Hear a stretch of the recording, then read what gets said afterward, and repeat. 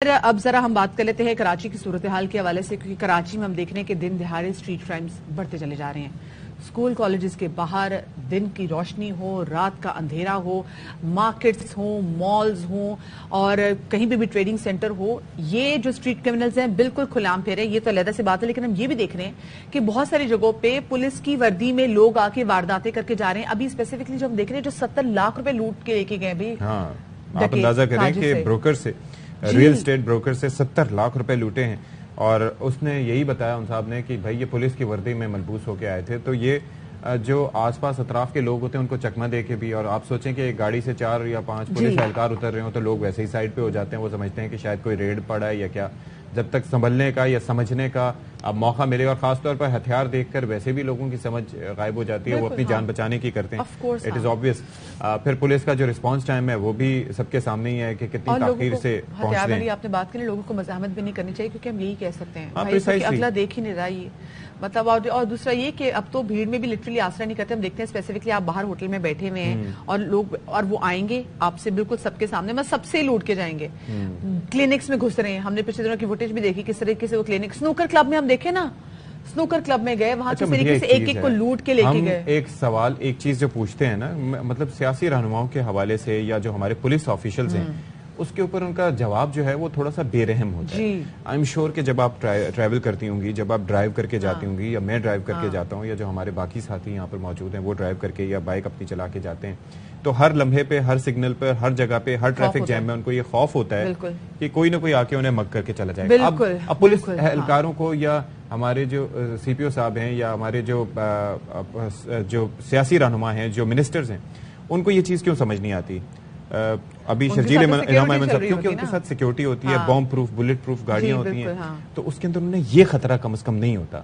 کہ کوئی ان کو آ کے مگ کر کے چلا جائے گا۔ تو وہ ریلیٹ نہیں کر پاتے اس چیز سے کہ یار یہ بھی کوئی چیز ہے جو کہ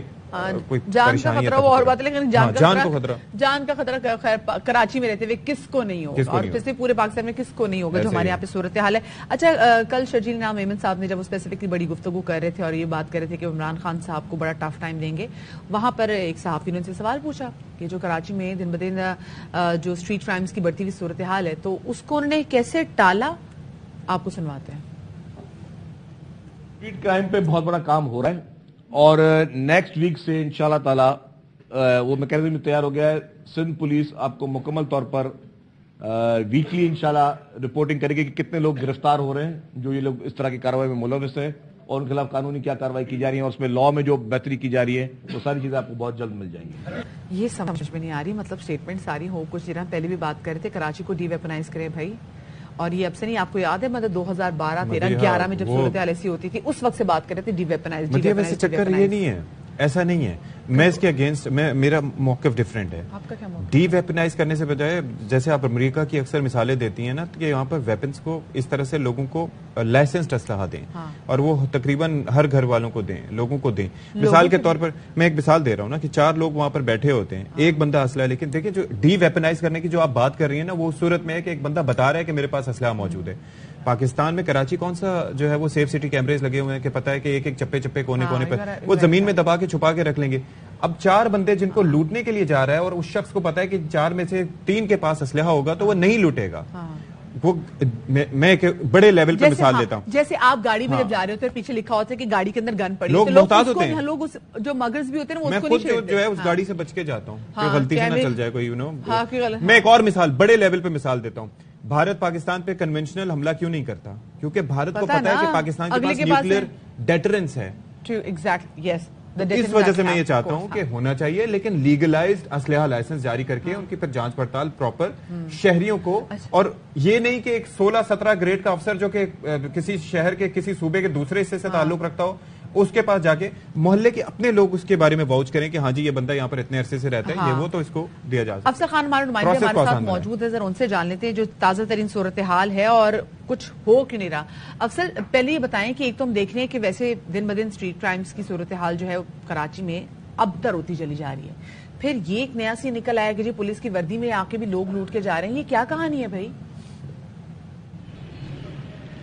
جی دیکھیے، یہ واردات کے بارے میں جو ہے وہ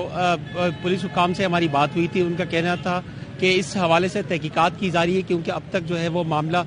مشکوک لگ رہا ہے۔ جس ہوٹل والے نے ابتدائی طور پر اس واردات کے حوالے سے اطلاع دی تھی اس نے کوئی بھی قانونی کارروائی کرنے سے انکار کر دیا ہے۔ مجموعی طور پر اگر شہر کی بات کی جائے تو شہر بھر کے اندر اس قسم لوٹ مار کے واقعات یومیہ بنیادوں پر ہو رہے ہیں، جس کے اندر بعض مقامات پر ڈکیتی مزاحمت پر شہری جان سے بھی جاتے ہیں۔ رواں سال اب تک بھی شہر کے مختلف علاقوں کے اندر ڈکیتی مزاحمت پر 6 سے زائد افراد جاں بحق ہو چکے ہیں۔ پولیس تمام واقعات کے بعد واقعاتی شواہد جمع کرتی ہے، مقدمہ درج کرتی ہے اور اس کے بعد ملزمان کی گرفتاری کے دعوے کرتی ہے، لیکن مسلسل شہر کے اندر اسٹریٹ کرائم کی وارداتیں بڑھ رہی ہیں، جس میں نہ صرف شہری اپنے قیمتی اشیاء سے محروم ہو رہے ہیں بلکہ بعض مقامات پر انہیں اپنی جان سے بھی ہاتھ دھونا پڑتا ہے۔ اچھا، لیکن چکر یہ ہے کہ اب یہ جو نیا سلسلہ شروع ہوا ہے، یہ جو وردیوں والا ہے، اب اس سے تو بڑا مطلب ایک تو پولیس اہلکاروں کو بھی دھوکہ ہو جاتا ہوگا کہ بھئی یہ کوئی پولیس پارٹی نہ ریڈ کر رہی ہو، تو یہ کوئی سی سی ٹی وی کے ذریعے ٹریس کرنے کی کوشش کی گئی ہے؟ کیونکہ صدر کے جس علاقے میں یا جہاں پر یہ وارداتیں ہوئی ہیں وہاں پر شور کی کچھ فوٹیجز وغیرہ سامنے آئی ہوں گی ان کی۔ جی دیکھیے، پولیس کا کہنا ہے کہ اس واردات کے حوالے سے جو اطراف کی سڑکوں کے اوپر یا جو بینکس ہیں وہاں پر اگر کوئی سی سی ٹی وی فوٹیجز ہوئی تو اس کی مدد سے ملزمان کی گرفتاری عمل میں لائی جائے گی، لیکن فوری طور پر جو ہے اس واقعے کے بارے میں پوری طرح سے تصدیق نہیں ہوئی ہے۔ پولیس نے اس واردات کو مشکوک بھی قرار دیا ہے کیونکہ اتنی بڑی واردات